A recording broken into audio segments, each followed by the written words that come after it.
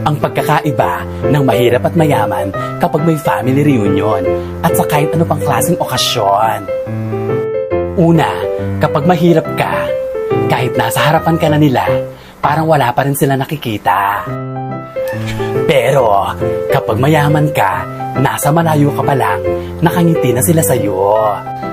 Pangalawa, kapag mahirap ka, hindi ka nila ganun kakilala, kaya kailangan mo pa magpakilala kung sino sa magulang mo ang kamag-anak nila. Pero kapag mayaman ka, may VIP place ka na, at kahit hindi ka pa magpakilala, kilalang kilala ka na nila.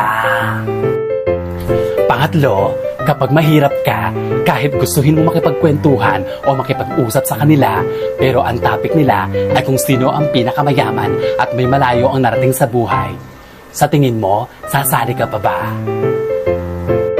Pero kapag mayaman ka, ikaw na ang topic at bida sa usapan nila, may kasama pang papuri.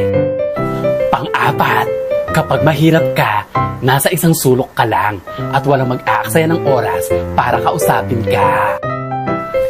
Pero kapag mayaman ka, daig mo pa ang artista. Nasa iyo lahat ng atensyon. Panglima, kapag mahirap ka, mahihiya ka pang kumuha ng maraming pagkain dahil alam mo na maraming mata ang nakatingin. Pero kapag mayaman ka, lahat ng masarap at espesyal na putahe, ilalapag lahat sa mesa mo. May kasama pang juice at dessert, pati giveaway. Pang-anim, kapag mahirap ka, nasa side ka lang sa picture taking. Minsan, nasa likod ka pa. Pero kapag mayaman ka, ikaw ang nasa center of attraction. At pang-pito, kapag mahirap ka, magpaalam ka man o hindi na aalis ka na, wala lang sa kanila yon.